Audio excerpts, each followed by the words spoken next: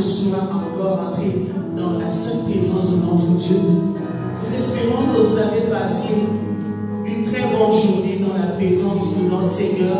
J'espère que tout va bien de là où vous vous trouvez. Alors ce soir, simplement, nous voulons encore adorer ce Dieu trois fois saint. Ensemble, nous voulons rentrer dans le Saint des Saints ce soir. Nous vous invitons à nous rejoindre ce soir. Et ensemble avec les anges, nous allons adorer ce Dieu trois fois saint. Oh, si tu veux dire avec nous, j'entre pour t'honorer, j'entre dans ta présence pour t'adorer. Si tu peux élever la voix pour dire, j'entre pour t'honorer, toi seul, car toi seul mérite d'être adoré. Ce soir, Seigneur, Père, mon âme reconnaît que toi seul mérite d'être adoré. Ce soir, Seigneur, mon âme reconnaît que toi seul mérite d'être exalté. Oui, Seigneur, Père, je veux t'honorer ce soir, car tu es le roi des rois. Tu es le Dieu vivant, Seigneur, Père. Nul n'est comme toi, nul n'est comparable à toi. Nul ne peut, Seigneur, oui, Seigneur, s'égaler à toi. Toi seul est digne de recevoir l'adoration. Nous rentrons, Seigneur, dans ta présence. Merci, Père, pour l'opportunité que tu nous donnes, Seigneur, de là où nous nous trouvons un peu partout dans le monde, de t'adorer, Seigneur, Père. Oui, Seigneur, en toi nous sommes là. Et nous voulons t'adorer, toi, le Dieu omniscient, omnipotent. Alléluia. J'entre pour t'honorer ta grâce. J'entre pour t'honorer, j'entre pour t'adorer. Oh Jésus, j'entre dans le Saint des Saints. J'entre par le sang de l'agneau. J'entre pour t'adorer, toi seul. J'entre pour honorer, je suis. J'entre dans le Saint des Saints. J'entre dans le Saint des Saints. J'entre par le sang. Par le sang de l'agneau. J'entre pour t'adorer. J'entre pour t'adorer, toi seul. J'entre pour t'honorer. J'entre pour t'honorer. Je suis. J'entre dans le Saint des Saints. J'entre dans le Saint des Saints. J'entre par le sang. Par le sang de l'agneau. J'entre pour t'adorer. J'entre pour t'adorer, toi seul. J'entre pour t'honorer. Est-ce que tu peux dire ensemble avec nous? Je rentre dans le Saint des Saints. J'entre dans le Seigneur, mon âme désire contempler, Seigneur, la beauté de ta face. Mon âme, Seigneur, désire encore célébrer ton nom ce soir, Seigneur. J'entre pour t'honorer, toi le roi des rois. Fais ton entrée en ce lieu, Seigneur. Oui, Seigneur, remplis, Seigneur, de l'amour du monde de ta présence. J'entre pour t'honorer. Honorer Jésus. Est-ce que tu peux élever la voix pour accueillir la présence du Saint-Esprit de là où tu te trouves? Sa présence est là. Sa présence, Seigneur, c'est nous envahir ce soir en janvier. Il est là. Il est présent. Il est là. Oh, merci, Père. Merci pour l'opportunité que tu nous donnes de venir. Seigneur, tu es dans le Saint. Encore ce soir. Merci, Seigneur. Merci de tout Merci. Merci pour ton enfant, Seigneur, ce soir. Merci, Seigneur.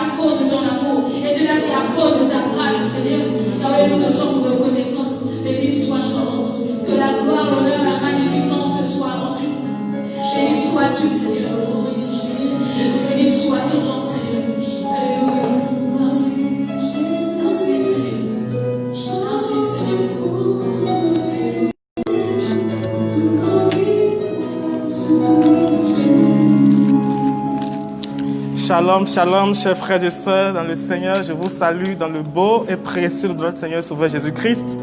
Nous croyons que vous allez très bien et nous vous accueillons encore parmi nous ce soir. Où que vous soyez, mettez-vous à l'aise et que le Seigneur vous bénisse dans sa présence au nom de Jésus. Amen. Alors, ce soir encore, nous sommes là pour partager un enseignement, pour partager sur une pensée biblique. Et directement, nous allons sans plus tarder tourner nos regards dans la Bible, dans le livre de Matthieu, le chapitre 28, les versets 18 à 20. Un passage que nous connaissons tous, Matthieu 28, versets 18 à 20. Je vous sais ma version. Jésus s'étant approché leur parla ainsi. Tout pouvoir m'a été donné dans le ciel et sur la terre. Allez, faites de toutes les nations les disciples, les baptisant au nom du Père, du Fils et du Saint-Esprit, et enseignez-leur à observer tout ce que je vous ai prescrit. Et voici, je suis avec vous tous les jours jusqu'à la fin du monde. Dans ce passage que nous avons lu, c'est Matthieu, un des disciples de Jésus, qui nous relate les dernières paroles de Jésus avant sa montée au ciel. Et Jésus, à travers ces paroles, a lancé un appel. Le premier appel que Jésus nous lance, c'est l'appel qui consiste à lui donner notre vie. C'est l'appel au salut.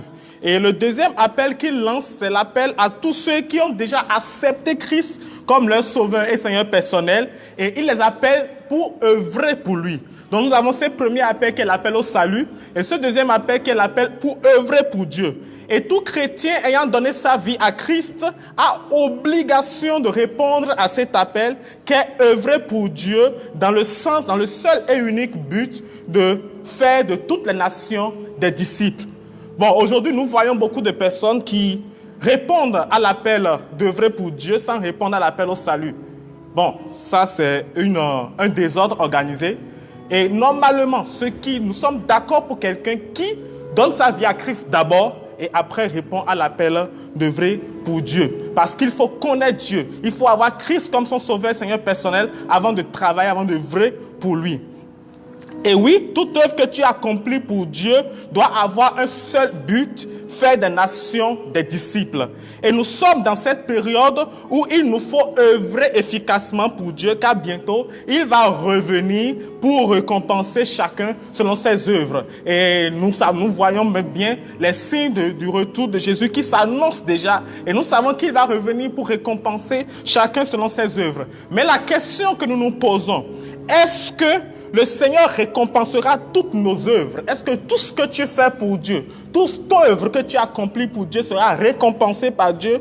Absolument tout ce que tu aurais fait pour Dieu sur cette terre, est-ce que toute cette œuvre-là aurait été acceptée ou seront acceptées et récompensées par Dieu? Oui ou non? Est-ce qu'il existe dans la Bible un élément qui, lorsqu'il est absent ou présent, rend mon œuvre efficace ou inefficace?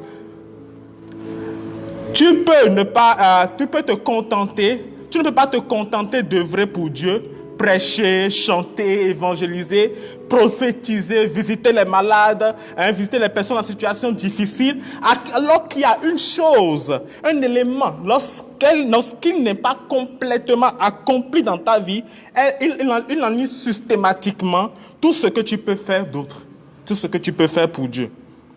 Allons alors à la découverte de cet élément-là, qui nous empêche d'œuvrer efficacement pour Dieu.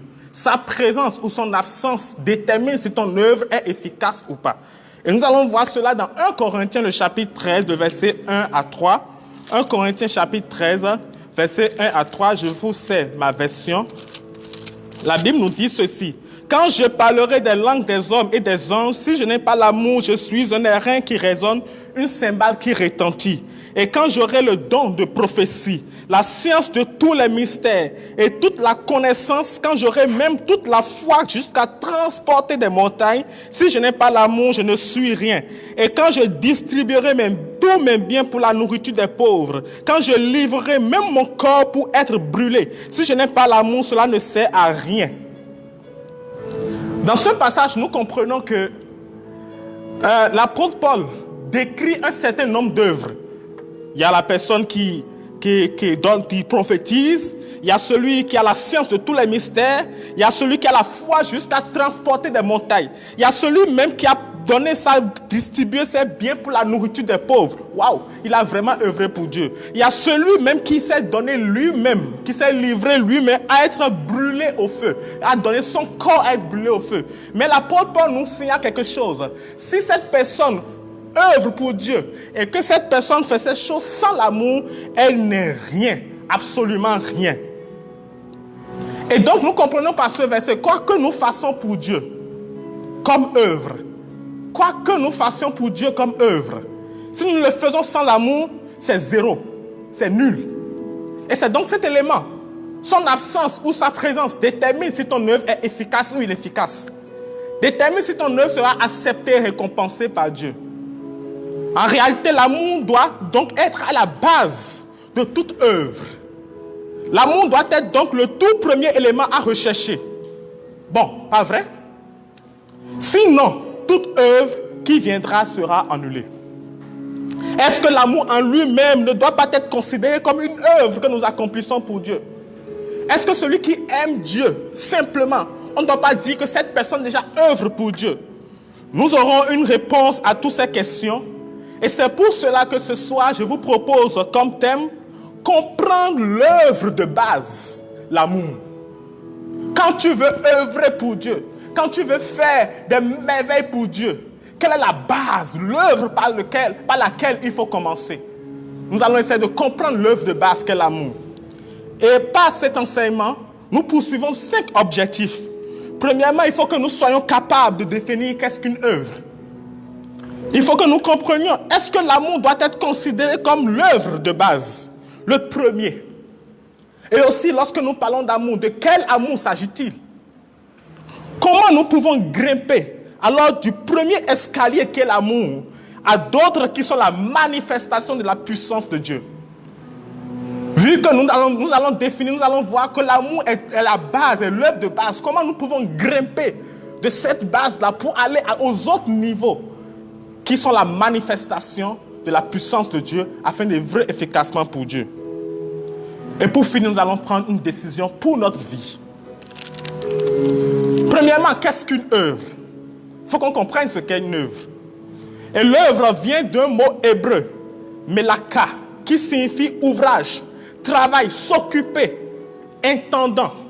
Selon le dictionnaire, c'est l'action productive des hommes. Et donc, œuvrer pour Dieu, nous disons que c'est toute action, tout travail que l'on fait dans le but de s'occuper des affaires de Dieu, de gérer les affaires de Dieu. Aussi, que ce travail soit productif, des résultats positifs qui vont avancer le royaume de Dieu. Donc, qui parle d'œuvre à Dieu, d'œuvre pour Dieu, qui dit je veux œuvrer pour Dieu, doit faire sortir 3 notions. Premièrement, action posée, tâche accomplie. Il y a une action qui est posée, il y a une tâche qui est accomplie. Deuxièmement, comprendre que ce n'est pas son affaire. Œuvrer pour Dieu, je n'œuvre pas pour moi-même, j'œuvre pour Dieu, c'est l'affaire de Dieu. Excusez-moi, le thème c'est le business de Dieu, c'est Dieu. Moi, je ne suis pas dans cette affaire-là. J'œuvre pour quelqu'un et j'œuvre pour Dieu, ce n'est pas mon affaire. Et la troisième notion, une productivité, un résultat. À ce que je sache, notre Dieu n'est pas un Dieu stérile.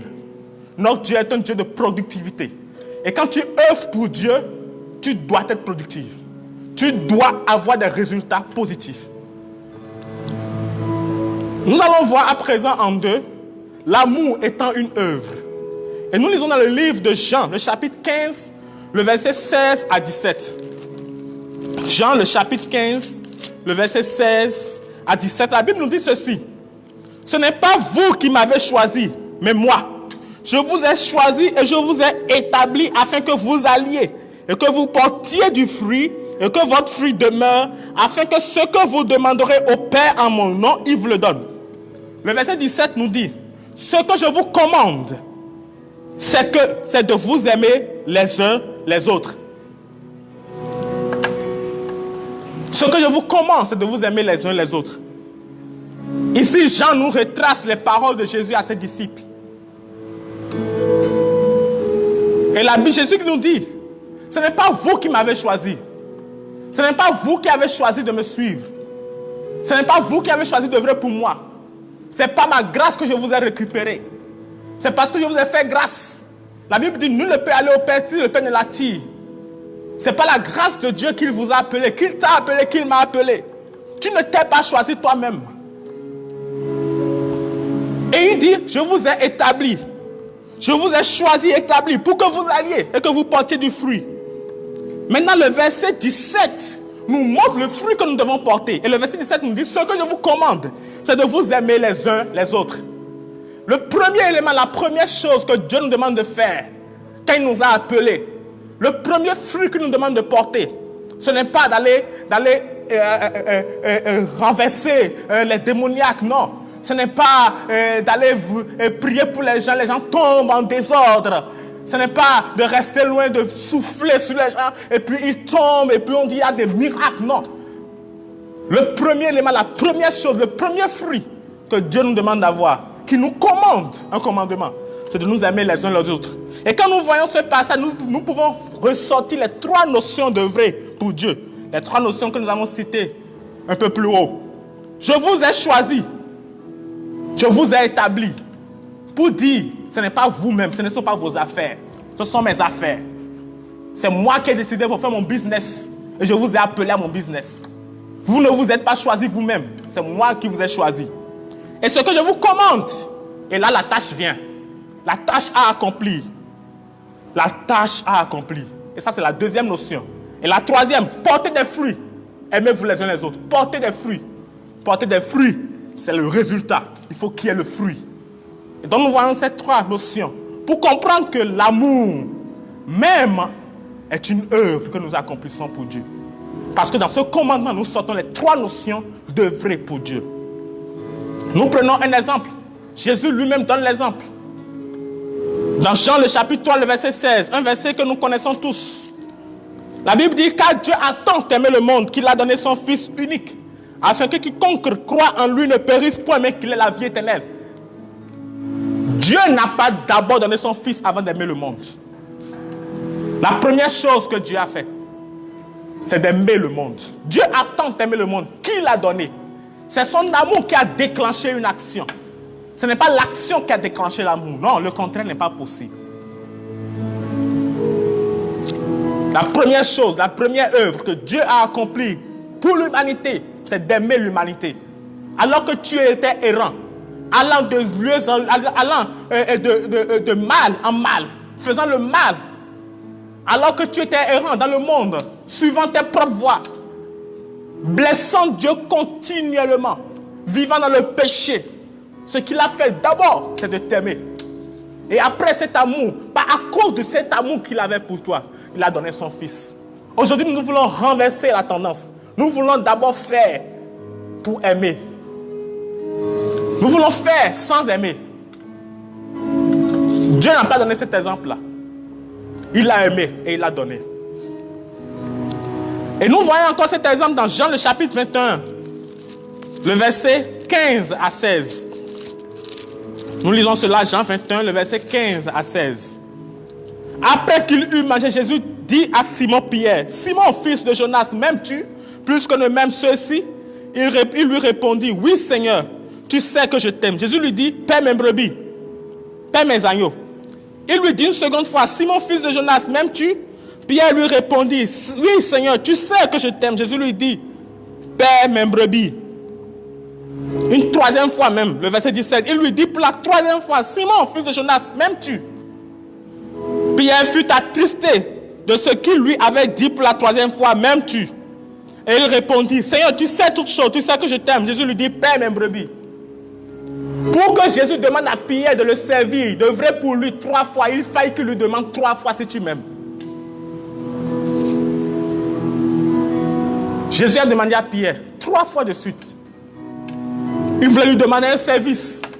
Il voulait lui dire, Pierre, paie mes brebis. Pierre, je veux que tu œuvres pour moi. Mais avant d'arriver à cette dimension d'œuvrer, il fallait obligatoirement être rassuré que Pierre l'aimait. Pour comprendre que c'est la condition sine qua non pour œuvrer pour Dieu. La base.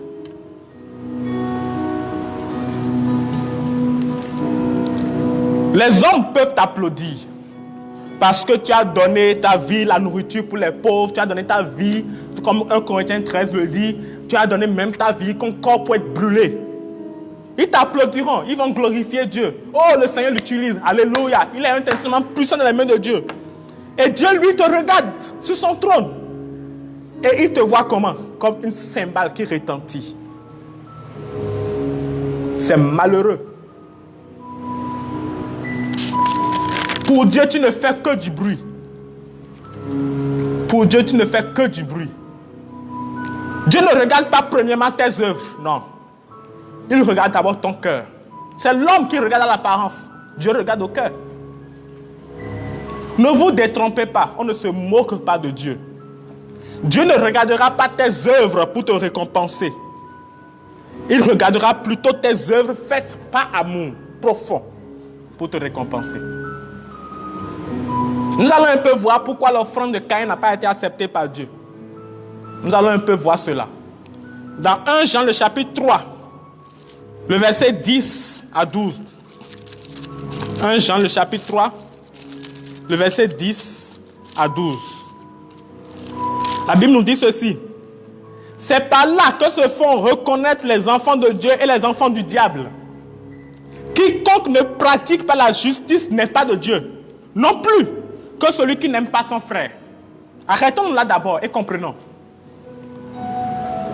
La Bible nous fait une différence. Il y a deux types d'enfants. Les enfants de Dieu et les enfants du diable. À mon humble avis, il n'y a pas de demi-mesure. Il n'y a pas d'intermédiaire. Il n'y a pas de milieu. Je suis tantôt, je ne suis pas enfant du diable, mais ma vie n'est pas encore vraiment conforme avec Dieu. Il n'y a pas de demi-mesure. Soit tu es enfant de Dieu, soit tu es enfant du diable. Et cela va se reconnaître par comment? Quiconque ne pratique pas la justice n'est pas de Dieu. Non plus celui qui n'aime pas son frère.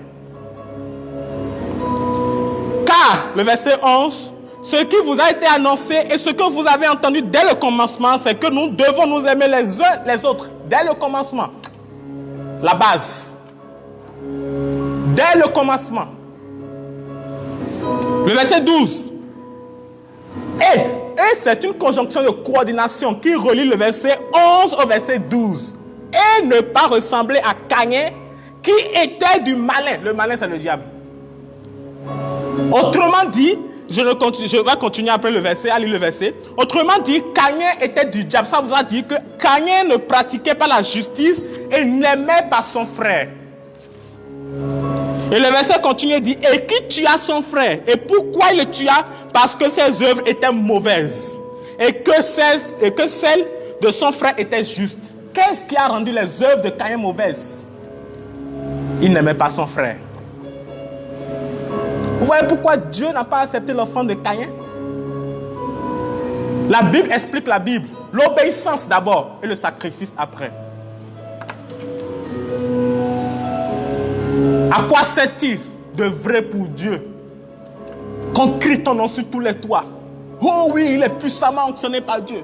Oh oui, il a tellement œuvré pour Dieu. Vraiment, c'est un homme puissant. Et que devant Dieu, ton sacrifice, tes œuvres sont mauvaises. Toi-même qui me suis actuellement, quand une odeur est mauvaise, tu n'aimerais pas la ressentir deux fois. Quand une odeur est désagréable, mauvaise, tu voudrais te débarrasser de cette odeur-là le plus tôt, le plus vite. Et vous pensez que Dieu, lui qui est le 3 fois saint, saint des saints, il va cohabiter avec une odeur mauvaise. Donc que tu montes une œuvre vers Dieu, un sacrifice vers Dieu, et que Dieu, lui, reste là à accepter son sacrifice alors que ton sacrifice a une odeur mauvaise.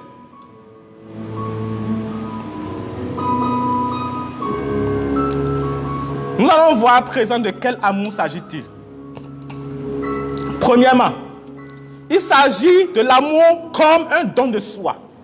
L'amour comme un sacrifice. 1 Jean le chapitre 3, le verset 16.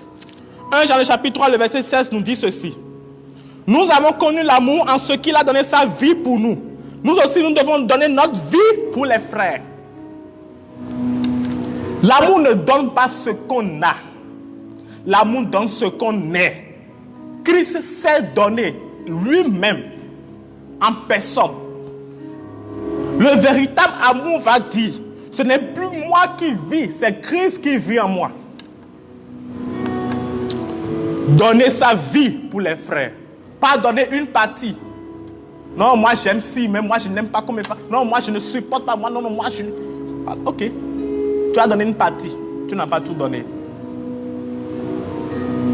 L'amour dont il s'agit, c'est cet amour qui donne sa vie pour les frères. Si effectivement tu es mort à toi-même et que seul Christ vit en toi, tu devrais respirer l'amour H24. Car Christ est totalement amour. Maintenant, et si tu n'es pas rempli de cet amour, si tu regardes ta vie et que tu vois que tu n'es pas rempli de cet amour, c'est juste que Christ n'est pas parfaitement accompli en toi. Parce que Christ est amour. Pas en partie, mais en totalité. Si ce n'était pas amour pour toi, je ne pense pas que tu serais encore vivant. En train de me suivre actuellement. De quel amour s'agit-il? Il s'agit de l'amour qui accomplit parfaitement les caractères décrits dans 1 Corinthiens, le chapitre 13, versets 4 à 7. Dans ce passage, l'apôtre Paul décrit quelques caractères de l'amour. Si tu as enlevé un seul, tu as tout fait. Tu as tout pratiqué sans pratiquer le vrai amour. Celui qui est coupable d'un péché est coupable de tous les péchés. Celui qui est coupable d'un caractère de l'amour est coupable de tous les caractères. Il s'agit de quel amour? Il s'agit de l'amour qui n'arrête jamais de faire du bien à ceux qui nous font du mal. De prier pour ceux qui nous haïssent. De bénir ceux qui nous maudissent. Et c'est là la différence avec l'amour qu'offre le monde. C'est là la différence. Le monde aime ceux qui l'aiment. Mais Christ aime même ceux qui ne l'aiment pas. Il est venu pour ceux qui l'ont rejeté. Et il leur tend la main. Il dit, je suis là à la porte, je frappe. Si quelqu'un entend ma voix, qu'il ouvre. Si quelqu'un entend. Mais je frappe toujours, je frappe toujours. Je frappe toujours. Et il est à ta porte, il est à la porte de ton cœur ce soir. Et il frappe encore. Il attend juste que tu dises, Seigneur, je suis là, prêt, je te donne toute ma vie. Il t'aime malgré ta situation. Ne regarde pas tes péchés antérieurs, il t'aime ainsi. Et c'est cet amour que nous devons avoir pour les frères.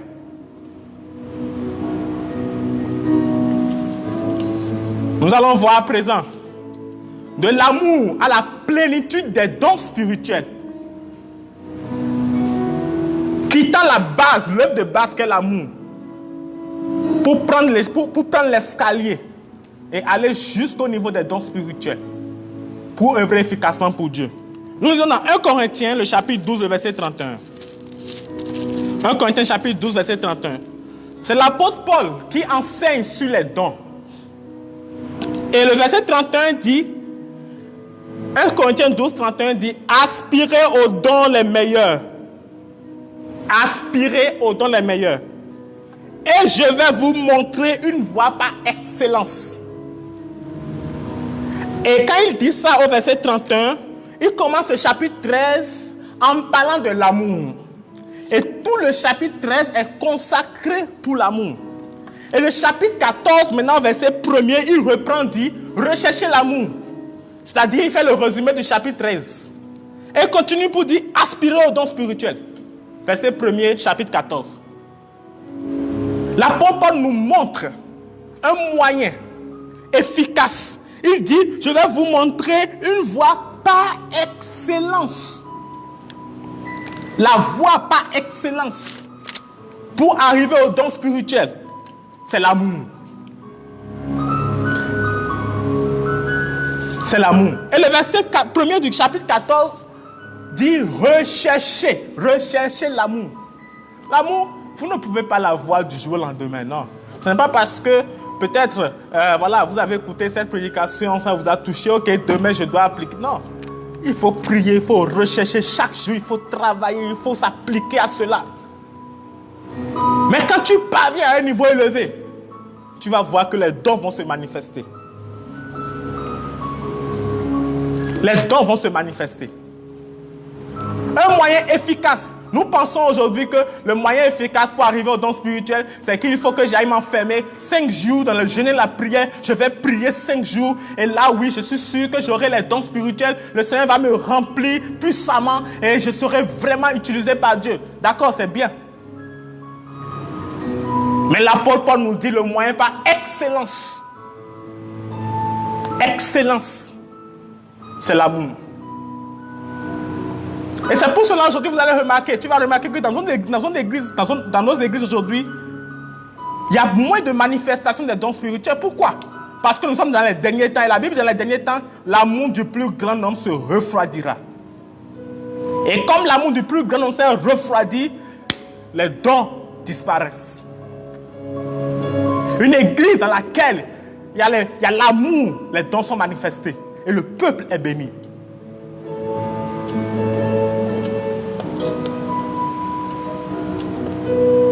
Bien-aimés dans le Seigneur, nous savons que le retour de Jésus est proche. Pour vous qui savez lire les événements, les temps, les circonstances, nous savons que Jésus est à la porte. Et quand il va revenir, il va récompenser chacun selon ses œuvres. Mais ma prière n'est pas que tu sois étonné ce jour-là. Que tu te rendes compte que tout ce que tu as fait, tu n'as la récompense d'une seule œuvre. Peut-être un dimanche, tu as chanté, c'est ce dimanche-là seul que Dieu te récompense. Alors que tu as chanté des années. Peut-être que tu évangélises tous les jours. Mais tu te rends compte que tu as évangélisé et c'est une récompense. C'est-à-dire, une personne que tu as évangélisé, c'est la récompense que tu as. Pourquoi? Parce que les autres fois, tu as évangélisé par jalousie, ou bien parce que tu es jaloux de l'autre qui évangélise et il est chrétien. Donc, tu vois, toi-même, tu veux évangéliser pour qu'on dise que toi aussi, ou bien tu as évangélisé pour te faire voir. Voilà, il y a des motivations qui sont derrière. Et quand c'est comme ça, Dieu n'agrée pas. Il ne va pas agréer la jalousie. Il ne va pas agréer le moi. Il ne va pas encourager cela.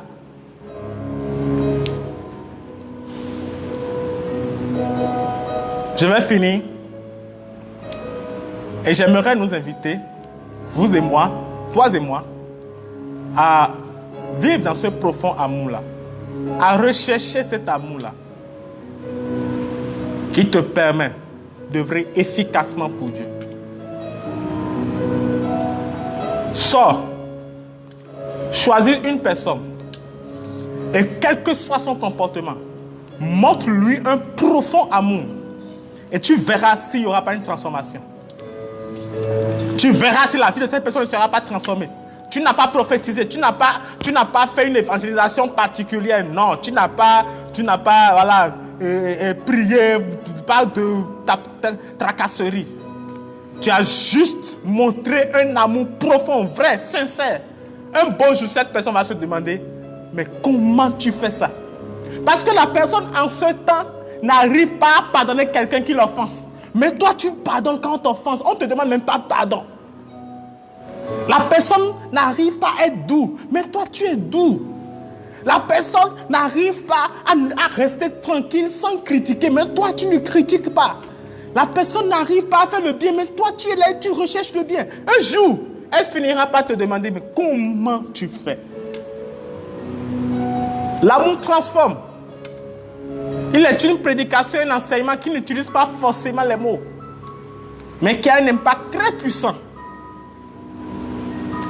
Sans l'amour véritable, votre service sera vain, malheureusement. Ou heureusement. Parce qu'il nous faut vivre dans l'amour. Cultivez l'amour, afin que votre œuvre soit efficace.